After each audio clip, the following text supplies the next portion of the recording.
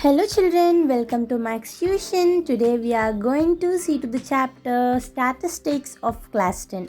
In this chapter, we are mainly going to focus on the formulas of this chapter, which are very important to do any kind of sums. Before getting into the formulas, what are the main topics or main concepts in this chapter? Main concepts means in what and all ways we will get the questions from this particular chapter. What you will be asked to find. And in this chapter, we have just three main topics. They are namely mean, median, and mode. If you are thorough with these three topics, then no one need to guide you in this chapter. You could answer any kind of questions from this chapter if you are completely thorough with these three topics. And now coming to the formulas. Formulas are the way in which you are going to solve a problem. They are the solving methods. There are 5 formulas totally in this chapter. Together with empirical relationship, it becomes 6. What are the 6 formulas? For solving mean, we have 3 formulas. For mean alone, we have 3 formulas. We can use any of those 3. And median has 1 and mode has 1. Together it makes 5, and after including the empirical relationship, it becomes 6. What is the empirical relationship? 3 median is equal to mode plus 2 mean.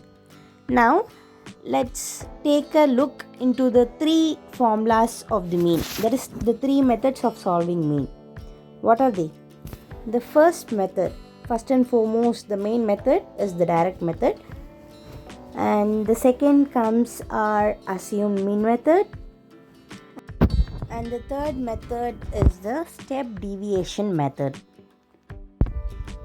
The assumed mean method and step deviation method are just the simplified form of the direct method. Now, these are the 3 ways of solving mean. These are the 3 methods to solve mean. And mean is represented by x bar. In formulas, we will write x bar is equal to in the formula. Now, let's take a clear look into each formula one by one. First one is the direct method. And in this method, we will draw 4 columns. To solve mean in direct method, we would draw 4 columns. I am telling the simplest way to have it in your mind, children. You can learn this easily. And what are the 4 columns? I told, right? Direct method has 4 columns. What are they? Ci, f, x and fx. What is mean by Ci or fx? We just have it in the form of just letters, right? We don't know the abbreviations of those. Let's see to them. Ci means class interval. I think I don't need to explain you what is a class interval, as you have already came across them in your previous classes. F is the frequency, X stands for class mark, and Fx, the last one, is the product of frequency and class mark. F into X gives you Fx. Here, X is the class mark, right?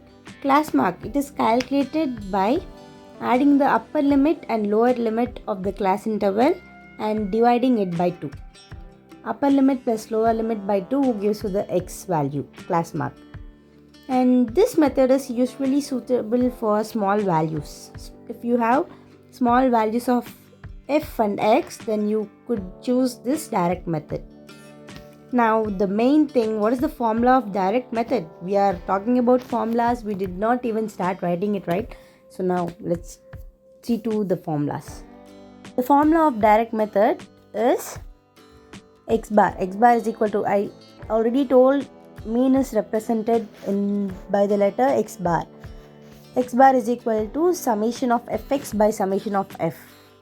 That symbol is the summation symbol. That means adding up, sum. And we had completed the direct method. Now let's go to the assumed mean method. Assumed mean method is the second method. In this method, we will have 5 columns. You draw 5 columns in assumed mean method, whereas in direct method we draw in only 4. So, what are the 5 columns of assumed mean method? I told we are going to draw 5 columns. What are they? Ci, F, X, D and FD are the 5 columns of assumed mean method. Now, the same way, what are the full forms of these letters? Ci, as I told you already, is the class interval, F is frequency, X is the class mark, and D is the deviation.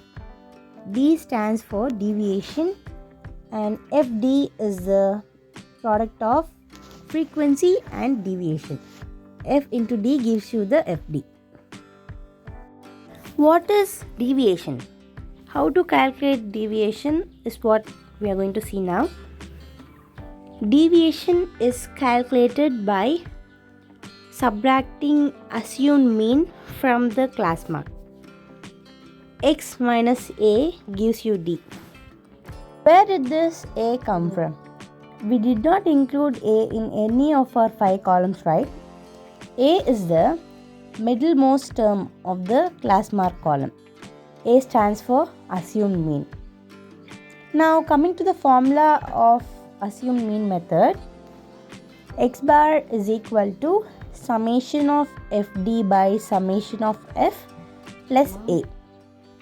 Here the A is the assumed mean which we used for calculating D.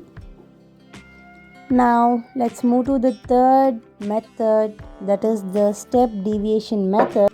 And step deviation method has 6 columns. See this? We have an order, right? Direct method has 4 columns, assumed mean has 5 columns, and finally step deviation method has 6 columns. What are the 6 columns of step deviation method?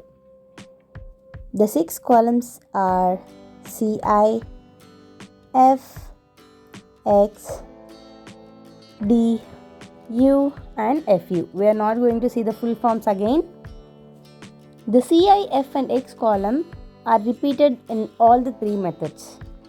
And Fu is obtained by multiplying the frequency and U. F into U gives you the Fu. X is the class mark as you already know. D is X minus A. And U, how do we find the U? U is calculated by dividing X minus A by H. That is, D by H gives you the value of U. H, what is H? H is the class width. The difference between the higher limit and lower limit of the class interval gives you the class width. What is the formula of step deviation method? The formula is A plus summation Fu by summation F into H. Summation Fu or summation Fx, summation D, all this mean that you must add all the rows in that Fu column or Fx column or Fd column, and to obtain summation F you must add all the rows of frequency column. Now we had completed all the 3 methods of mean, and let's move to median. What is the formula of median, children?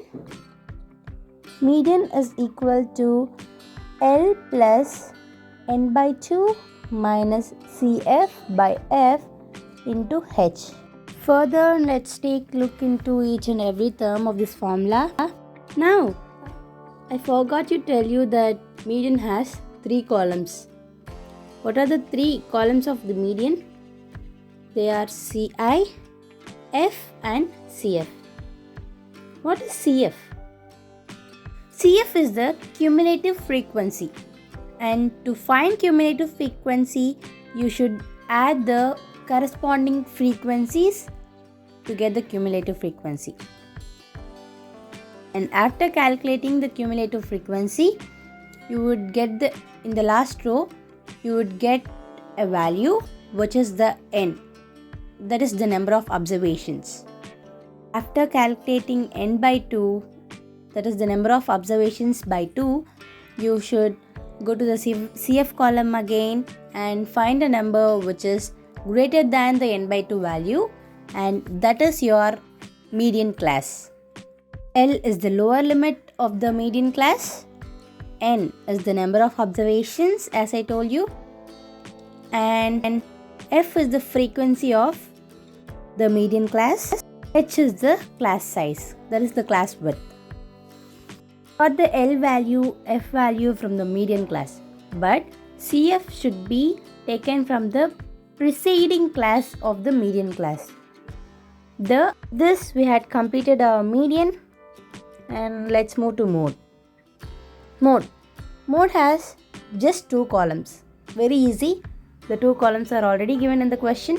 What are the 2 columns? CI and F. CI and F are repeated in median and mode, right? They are already given in question. And what is the formula of mode? Mode is equal to L plus F1 minus F0 by 2F1 minus F0 minus F2 into H. Here, what are these F1, F0 and F2? Let's see to them clearly now.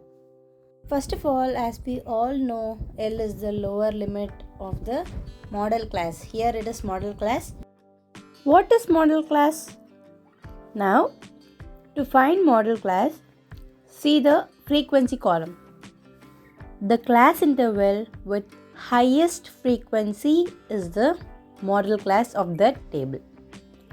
So the model class is the class interval with maximum frequency value.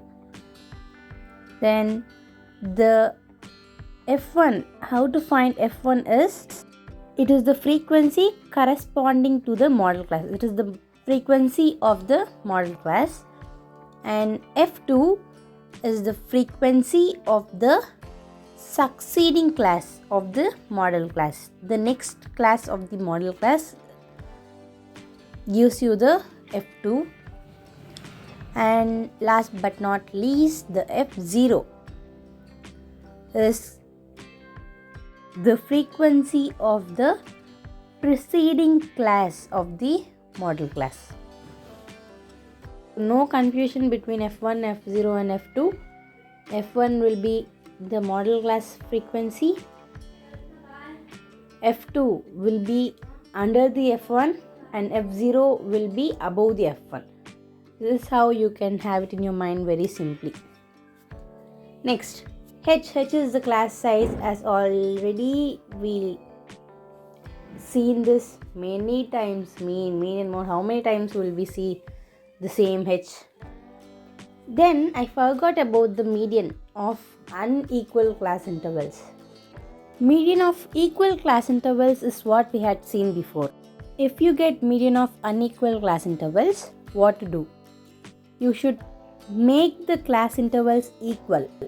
Before you solve the problem, you should make the class intervals equal. How to make the class intervals equal? Subtract 0.5 from the lower limit and add 0.5 to the upper limit to every class. Of every class, you should subtract 0.5 from the lower limit and add 0.5 to the upper limit. This is how you make the class intervals equal. Most probably this will not be asked in the exams, but in case if you get, you must be aware of this.